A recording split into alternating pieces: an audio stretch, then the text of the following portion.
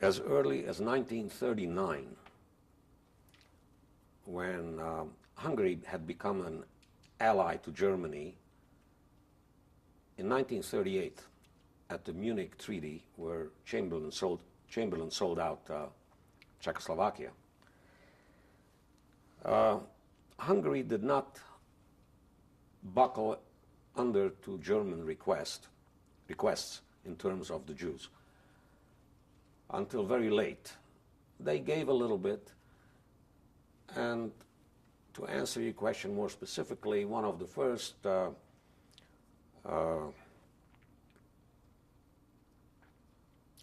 laws that they came out with is that men, I believe, over the age of 19 were called into what they called labor camps. But it wasn't bad. My father was called in. He was at the time 39 years old. But he would be able to come home on weekends. And after 6 months, he was discharged. Then he was called in again. And there were other restrictions placed on the Jewish population. Jews could not own certain stores. By 1940, after the occupation of Poland, restrictions were more stringent that were imposed. And by the time Germany attacked Russia in June of 41, my father was recalled prior to that for the third time to a labor camp.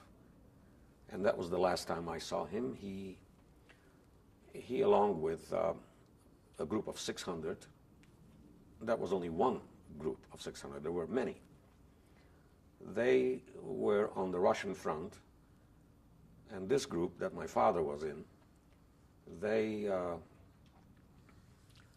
were like human mine detectors. They walked arm in arm, about 8 people across, in front of the advancing German or Hungarian troops, acting as human minesweepers. My father survived that fiasco, but so did most of the 600. But then in January of 42,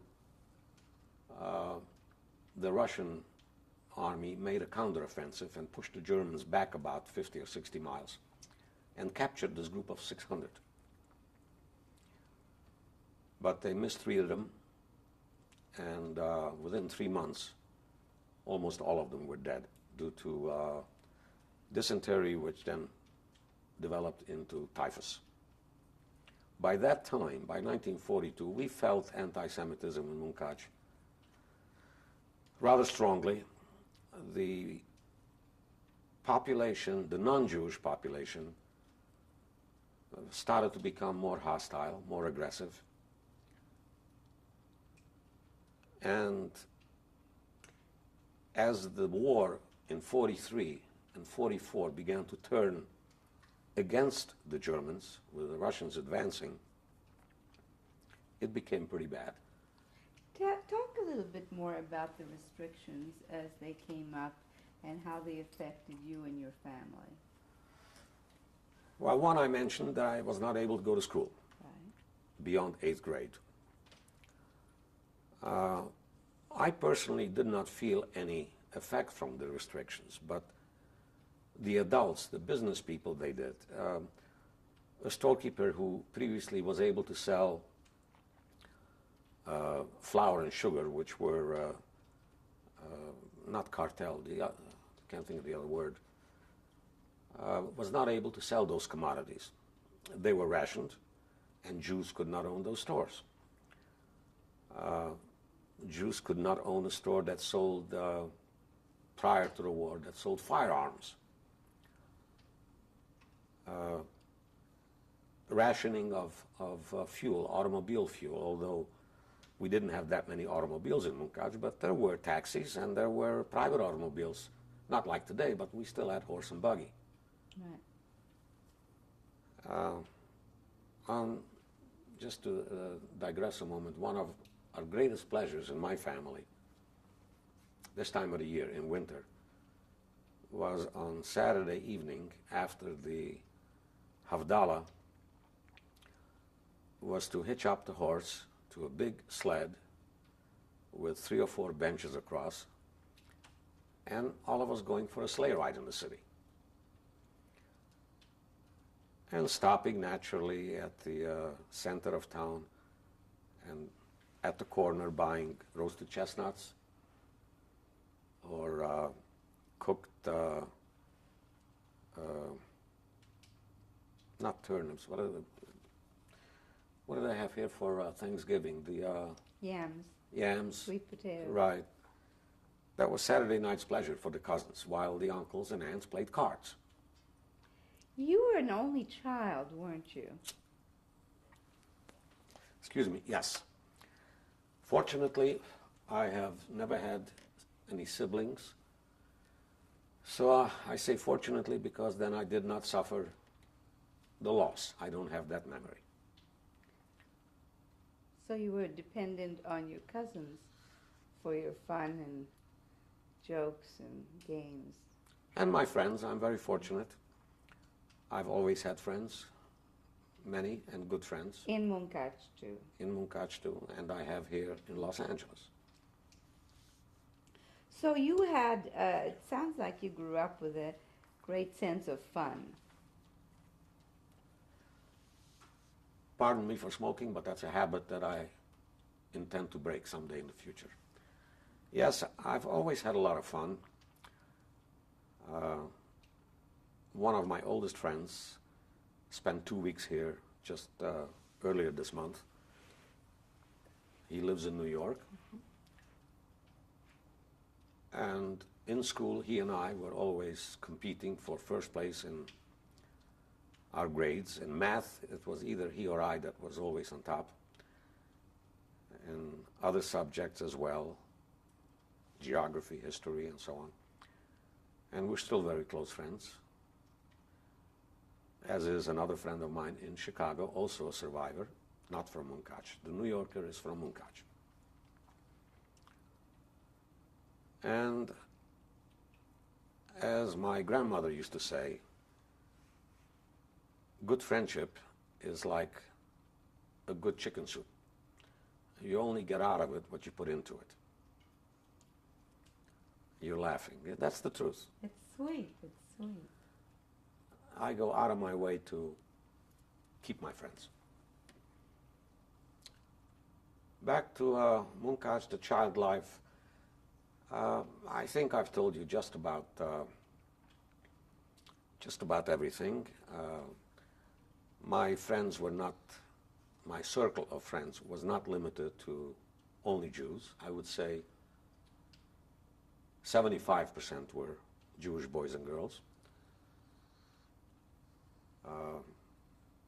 And the other 25 were non-Jews.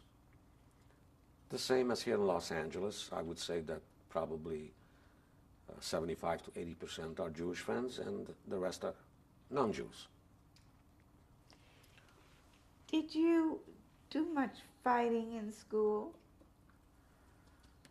As I mentioned to you before, yes. We During- retaliated for our anti-Semitic attacks on us. But before that, before things got bad, when you were a youngster? No. I didn't, and I don't know anyone else that did either. These were not Jewish schools. These were No, public school. public schools. Public school. You went to. We did the usual things that boys do at that age. I mean, I tried my first cigarette at age 12, almost passed out.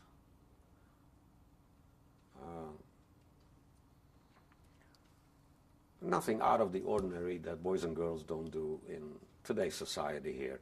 Of course, drugs were unknown. Sniffing of glue, which was going on here 40, 50 years ago, was unknown over there. The big thing was for a rascal to light up a cigarette, and we went to the movies that came. We saw Westerns. I don't recall any other type of movies other than maybe some Hungarian musicals. And that we usually did on a Sunday. I played soccer as a young man, as a young boy. My New York buddy on the same team. I played right field, he played goalie. We were both excellent. And I also played soccer when I came to Los Angeles for the Jewish team, the Hakoach. I played 2 seasons. And then I encountered anti-Semitism here from the Mexican teams that we played against, and I quit.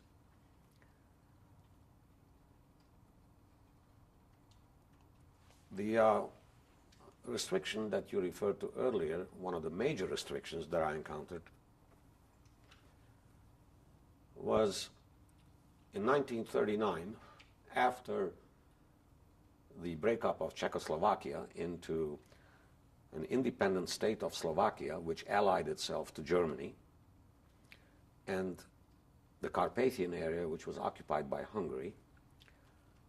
What I missed most was that I was not able to go to Slovakia in the summertime as we had done before, because the borders were closed.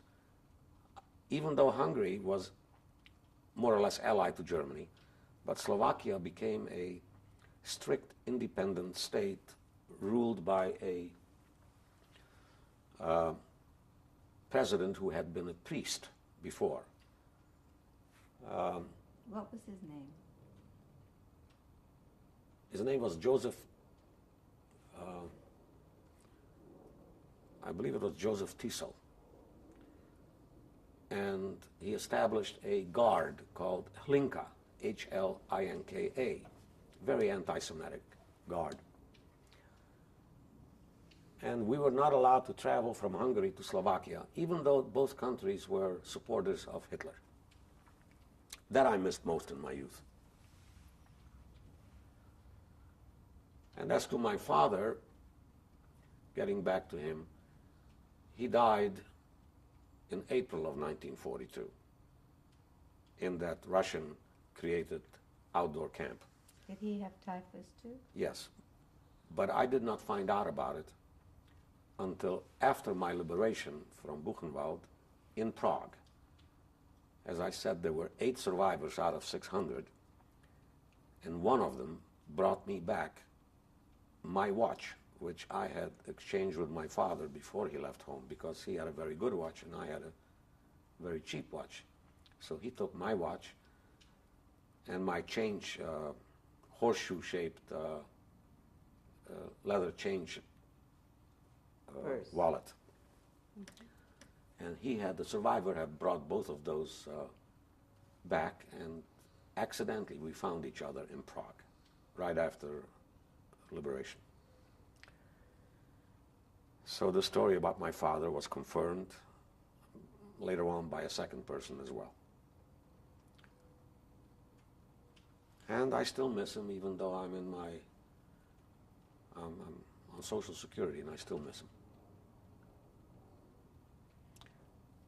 I know he would have been alive, even though if he would not have passed away, he would be 94 years old, because the genes in my family are strong. A 92-year-old uncle of mine just finished raising 2 children. They just got married at a young age.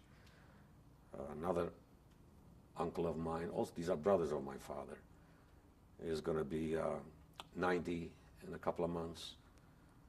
His younger brother just turned 88 in November. And their 3 sisters survived. They are 83, 81, and 79. So I still miss my father and my mother, of course. And I'd like to take about 2 or 3 minute break, if you don't mind, at this point.